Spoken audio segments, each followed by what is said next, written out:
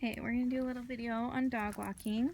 I have to warn you, I'm a big snob when it comes to walking dogs. I don't think people do a very good job at all with their dogs. So we're going to go over some things and hopefully it can improve your walk. And then we'll go over how to do some things with a puppy because it's going to be different. They've never ever been on a walk before, so they don't know how to handle the leash. They don't know how to walk, and you can really scare them if you just pull them along. So we're going to go over how to do it. So with Poppy, you'll notice I'm using a chain collar. I use those just because they loosen up real good. And I don't necessarily like the chain or use it for anything else. I just like it because I can correct and then it loosens. Correct and loosen. It's really clear for her. Before she was really good at walking, we used an e-collar, which she has on now, just so I could remember to talk about it. We hardly use it with her at all anymore, but we used it a lot at the beginning because we got her when she was older and she pulled so bad. It was so hard to walk her and hard to give corrections, and I felt like I was gonna hurt her neck. And so with the e-collar, we bought one with adjustable settings and a remote, and it's a sport dog. Those are really nice. They're actually for hunting, but they're really nice and they're worth it.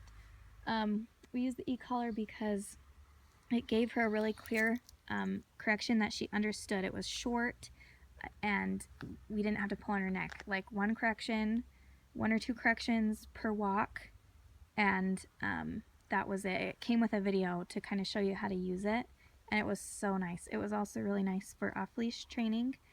We hardly ever put her on the leash to walk her anymore, and the e-collar helped us a lot with that. And then she also understands this communication now as well, and a bunch of other stuff. But anyway, as far as the leash goes, you don't want to walk with tension on your leash. So this is what tension looks like, and that is bad. It invites your dog to fight with the dog you pass. It invites your dog to chase things.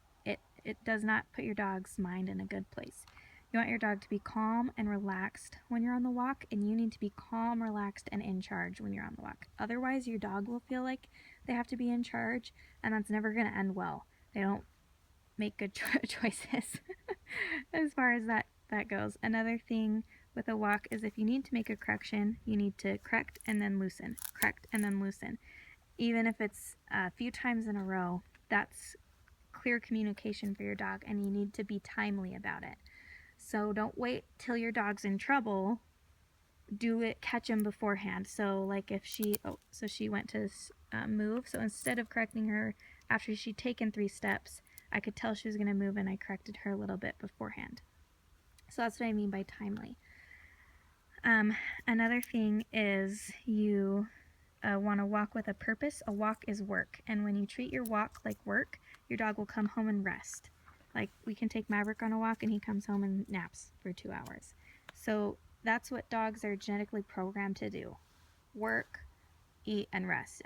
Obviously you can't feed him every time you walk. You could time it with meals and that would be great, but some of us don't have that luxury. So if you treat it like work, your dog will come home and rest, and that's exactly what you want. So work means we don't play on a walk, we don't